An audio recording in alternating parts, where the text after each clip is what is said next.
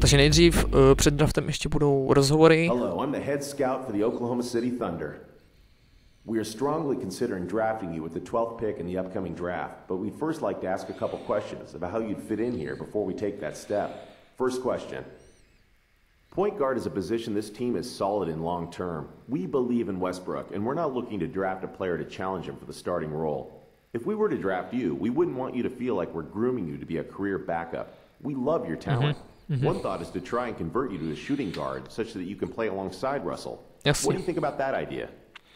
Jasně, oni chtějí, že nebudu hrát point guarda, ale shooting guarda a to já nechci, což je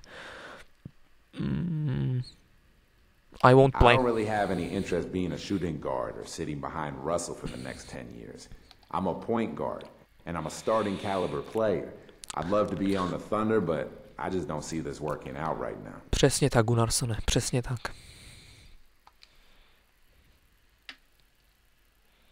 All right then, one more. How important is it for you to be a lottery pick in the draft? No, další otázka je, jak prostě, jak důležité pro mě být vytažený v draftu a moje odpověď bude, že chci jít do správného týmu. Honestly, I don't really care. I'm more concerned with going to the right team than I am going as high as possible. I want to play for someone who's going to utilize me to the best of my abilities. Someone who's going to use me to put the team into a position to win games. You heard? Thanks for answering our questions. I don't know that we're a fit for you this time. We'll need to discuss internally. I'll be in touch. Philadelphia 76ers. Nebylo by to špatný za ně hrát, ale nevím, no. Uvidíme. I'm the GM of the Philadelphia 76ers. We're looking for someone with the 11th pick who can help our franchise take the next step. I think you might be that guy. I'd just like to ask you a couple questions to make sure. Here we go. It takes a strong will to play here in Philadelphia. If you give your heart and soul to the team, the fans will support you completely with their adoration. On the other hand, if you ever badmouth them or not give 100% out on the court, they will turn on you in a heartbeat and boo you relentlessly. They truly are the best fans in basketball and expect nothing less than your best. Do you think you have the makeup to play in this city? Takže on se mě vlastně ptá, že fanoušci jsou u nich takový, že když se daří, tak jo, jsi dobrý, a když se nedaří, tak na to je doslova vlastně bučej. Takže jak to je pro mě. A já, kdybych z reálného života, kdyby na mě bučeli, tak bych tam nechtěl hrát. Takže dám tam X-ko, čili nevím přesně ještě, no. I definitely think I do, but then again, I've never been put into a situation where my own fans have been against me. I'm just trying to be honest here. I think I can handle it, but can I definitely say I can? No, of course not.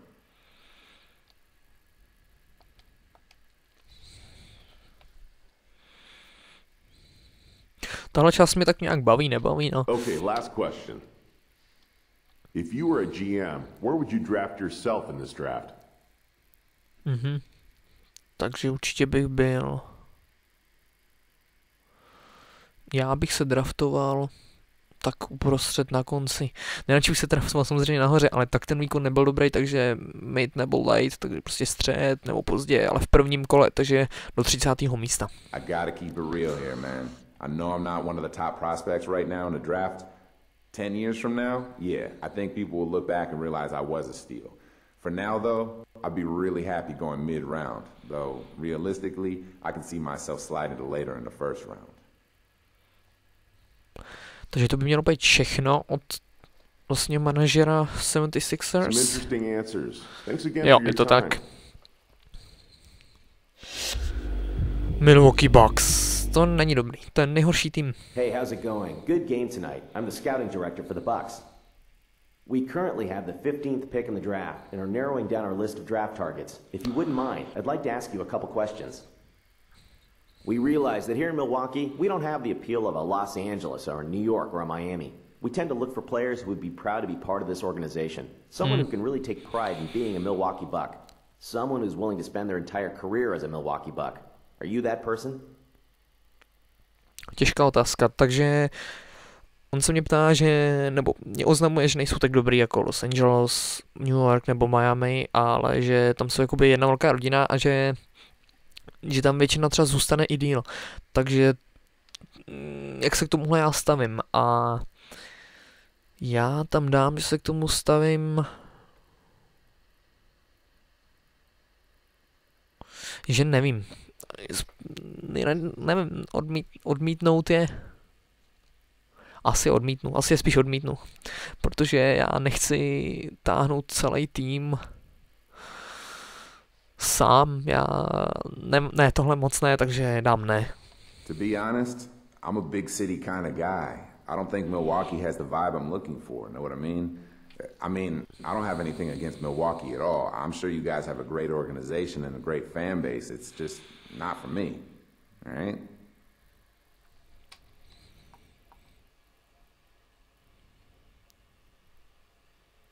Next question. This is a question we ask all our potential draftees, and I want you to answer it as honestly as possible. Where do you see your career going? What do you hope to achieve out of your career? Ultimately, what do you want your legacy to be? Jaký chci být hráč. Takže mám na výběr, že chci být nejlepší, co můžu být, loajální, hrát za různé týmy a být nejlepší úplně ze všech. Takže určitě nechci moc točit týmy. Určitě nechci být úplně nejlepší. Takže nám tady zbylo, jestli můžu být nejlepší, jak umím, anebo loajální. Já chci být nejlepší, jak umím. Když dáme loajální, taky to zase nabudí a budou mě chtít. Wow. Okay. So, I want my career to go wherever it takes me. As cliche as that sounds. Ultimately, I want to be the best basketball player and best team player I can be. At the end of the day, that's really all I can ever ask out of myself. I want to be remembered as someone who gave 110% every time he set foot on the court. Well, I can see that we are not a match, unfortunately. Good luck to you on draft night. Takže se přestěhujeme na draft. Ten je trošku zdlouhavý, takže já to trošku ustříhám.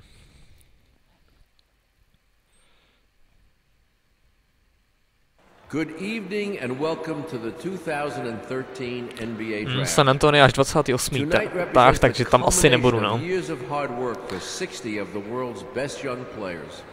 It is also a time of optimism for our fans and our teams. It's going to be a great night. I know the young men hoping to hear their names called tonight can't wait to compete against the best basketball players in the world. So let's get started.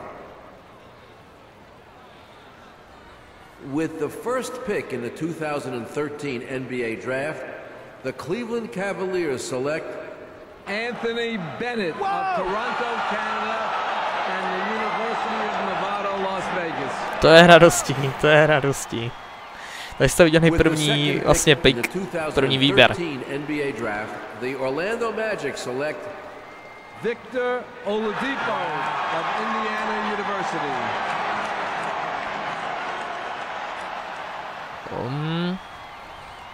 With the third pick in the 2013 NBA Draft, the Washington Wizards select Otto Porter from Georgetown University. With the fourth pick in the 2013 NBA Draft, the Charlotte Bobcats select Cody Zeller from Indiana University. Ten nehrál špatně. With the fifth pick in the 2013 NBA Draft, the Phoenix Suns select Alex Len from the University of Maryland. With the sixth pick in the 2013 NBA Draft, the New Orleans Pelicans, yes, the New Orleans Pelicans, select Nerlens Noel from the University of Kentucky.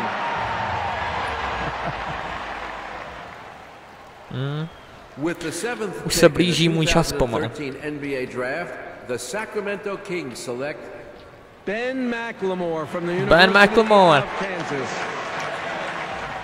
Chvilku jsem obránil, je víc než já. Pick in the 2013 NBA draft, the Detroit Pistons select Kentavious Caldwell-Pope from University of Georgia. With the 9th pick in the 2013 NBA draft, the Minnesota Timberwolves select Trey Burke from the University of Michigan. Trey Burke do Minnesota. With the 10th pick in the 2013 NBA draft, the Portland Trail Blazers select CJ McCollum from Lehigh University. CJ, tak z GTAčka. With the 11th pick in the 2013 NBA draft, the Philadelphia 76ers select the 20-year-old point guard from Czech Republic. Takže Gunnarsson byl draftován do týmu 76ers. Jestli jsem spokojený, nevím. Teda nevím.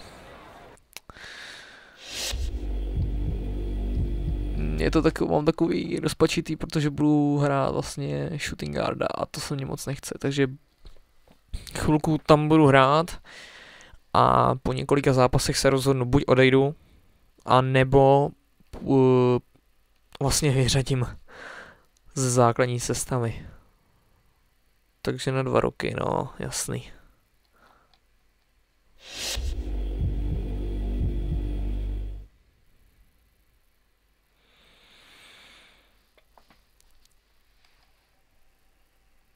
Takže dostal jsem vlastně smlouvu nebo něco takového, že se mnou udělali billboardy, že jakoby že on je ten na řadě, takhle vypadá. No, jasný, no. Za chvilku budu v základní sestavě, tak se to změní určitě. A to je vše pro tento díl. Další díl už bude proti Miami, což bude docela zajímavý. Hrát hnedka proti LeBronovi. A tímto se s vámi teda loučím a u dalšího dílu čau čau.